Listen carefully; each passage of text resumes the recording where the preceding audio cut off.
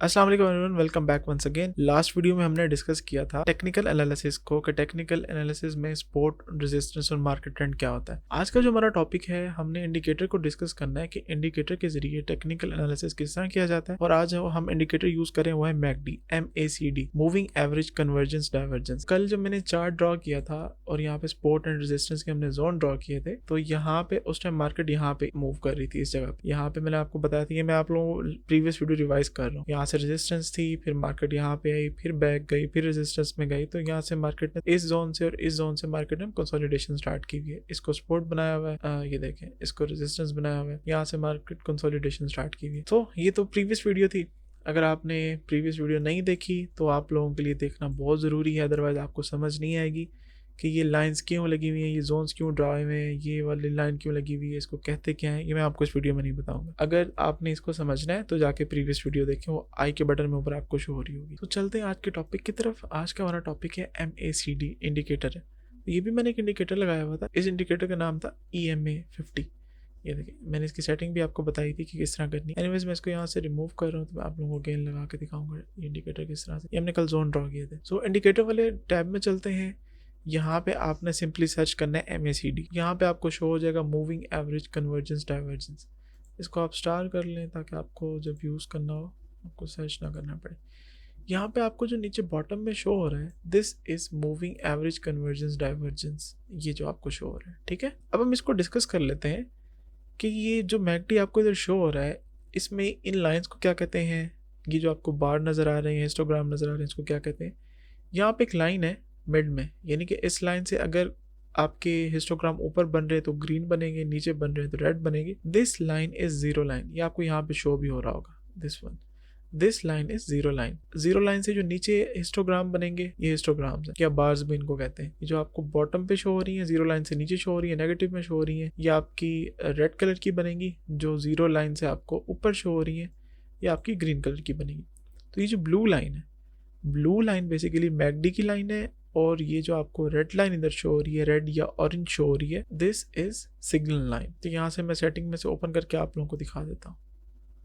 ये देखिए, ये ब्लू लाइन आपकी सिग्नल लाइन है, और ब्लू लाइन आपकी मैकडी की लाइन है, सॉरी, और सिग्नल लाइन आपकी ऑरेंज कलर की है। आप चाहें तो यहाँ से इसका कलर चेंज भी कर सकते हैं, एज यू विश, कोई भी कलर कर सकते हैं, जो कलर आपको सही लगे। अब हम डिस्कस करते हैं कि मैकडी के थ्रू मार्केट में ट्रेड किस तरह ली जाती है। मैकडी बेसिकली हमें एक चीज़ बताता है, मार्केट में जो मोमेंटम चल रहा होता है। ये जो हिस्टोग्राम्स हैं, ये मार्केट में हमें मोमेंटम बता रहे हैं कि कितनी देर कहाँ तक सेलिंग मोमेंटम रहा है, उसके बाद बाइंग मोमेंटम कहाँ से स्टार्ट हुआ है, किस तरह से स्टार्ट हुआ है। तो ये जो स्ट्रैटेजी मैं आप लोगों के साथ अब शेयर कर रहा हूँ मैकडी की, बहुत ही ज़्यादा कॉमन स्ट्रैटेजी है। कॉमन का मतलब इस तरह से है कि McD is the most famous indicator in trading. चाहे आप फॉरेक्स में ट्रेड कर रहे हैं, चाहे आप क्रिप्टो में ट्रेड कर रहे हैं, चाहे फ्यूचर्स में ट्रेड कर रहे हैं, जिस मार्केट में भी आप ट्रेड कर रहे हैं, स्टॉक में ट्रेड कर रहे हैं, McD is one of the famous indicator. अच्छा, मैकडी में हमेशा आपको यहाँ पे क्रॉस ओवर नजर आ रहा है। यहाँ पे मैकडी सिग्नल के लाइन को क्रॉस कर रहा है, कहीं पे ऊपर से ये देखें, यहाँ से मैकडी सिग्नल की लाइन को क्रॉस कर रहा है।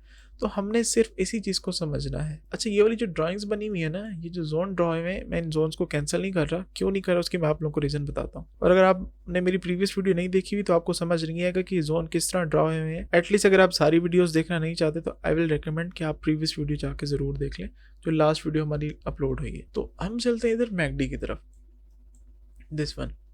अब मैं यहाँ से आप लोगों को एग्जाम्पल ले लेता हूँ, मुझे ज़रा से जूम इन करने दें ताकि आप लोगों को समझ आ जाए। देखिए, मार्केट में यहाँ से एक डाउनफॉल आया, यहाँ से एक मूव चला, हिस्टोग्राम से भी आप लोगों को नज़र आया कि यहाँ पे मार्केट यानी कि नेगेटिव में चल रही है, रेड हिस्टोग्राम बना हुआ था। या मैकडी ने, मैं इसको यहाँ से ज़रा ना इन लाइंस को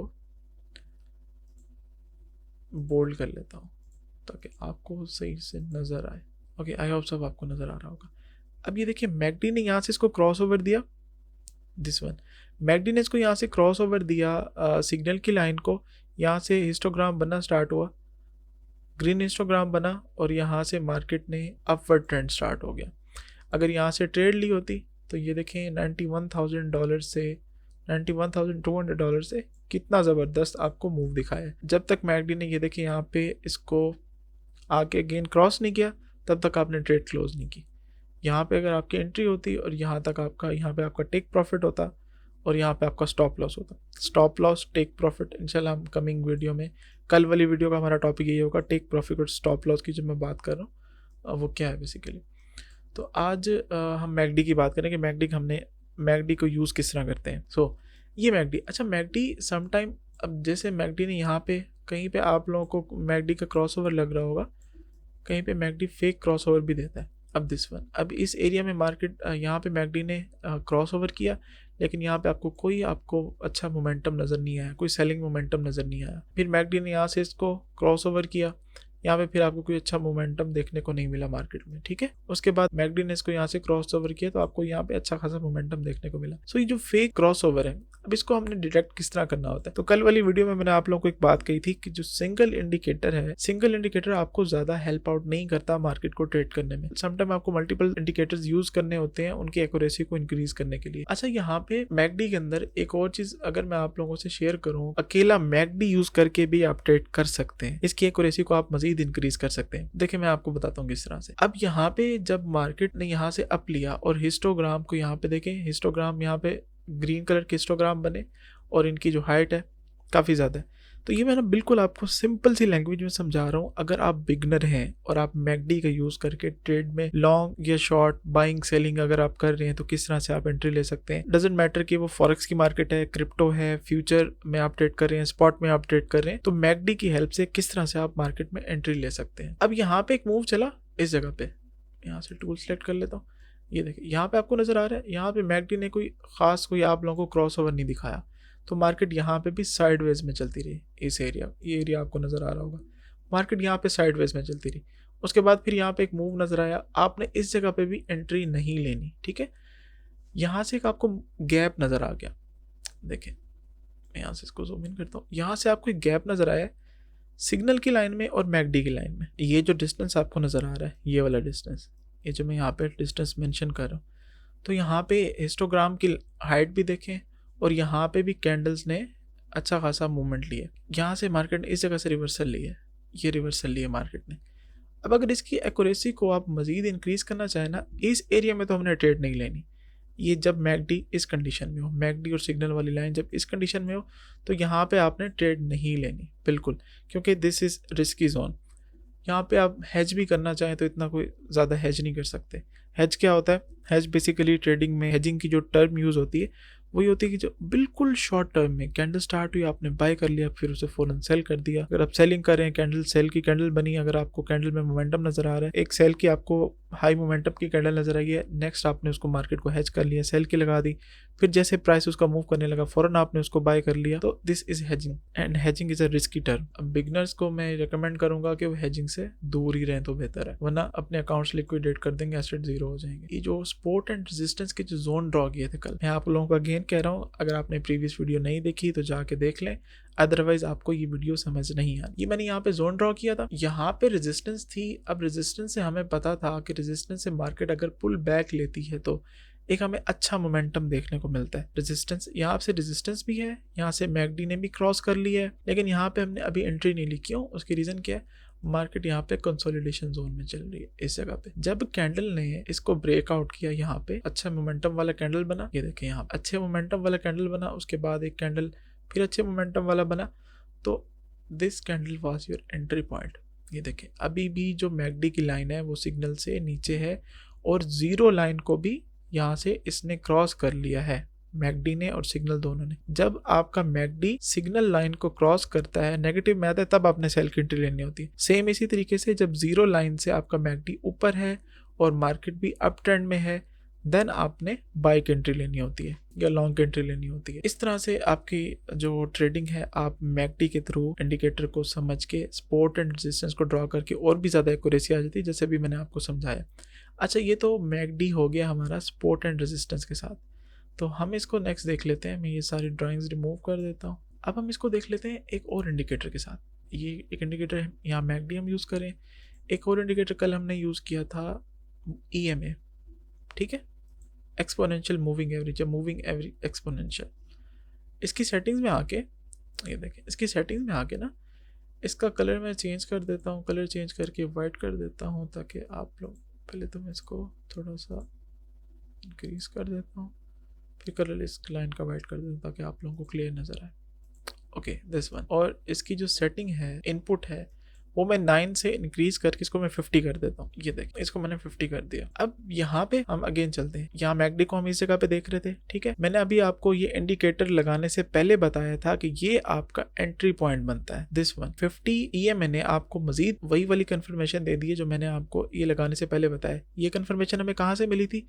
जो मैंने यहाँ पे आपको इंडिकेटर ये इंडिकेट कर रहा है ना, ये मैंने आपको बताया था जब आपका मैकडी 0 लाइन को क्रॉस कर चुका है, मार्केट में डाउन ट्रेंड स्टार्ट हो चुका है, रेजिस्टेंस से मार्केट वापस आ चुकी है, तब हमने यहाँ पे एंट्री लेनी है। मैंने आपको यहाँ से एंट्री पॉइंट बताया था, इस पॉइंट से EMA ने आपको 50 EMA ने आपको मजीद कंफर्मेशन जब इस कैंडल की क्लोजिंग है तो यहाँ से आपने एंट्री ली। तो एंट्री लेने के बाद आपको देखिए अच्छा खासा मोमेंटम देखने को मिलता है। ये देखिए यहाँ तक आपको मोमेंटम देखने को मिला है, यह समझ लें यहाँ तक आपको मोमेंटम देखने को मिला है जब तक वापसी प्राइस ने 50 EMA को क्रॉस नहीं किया।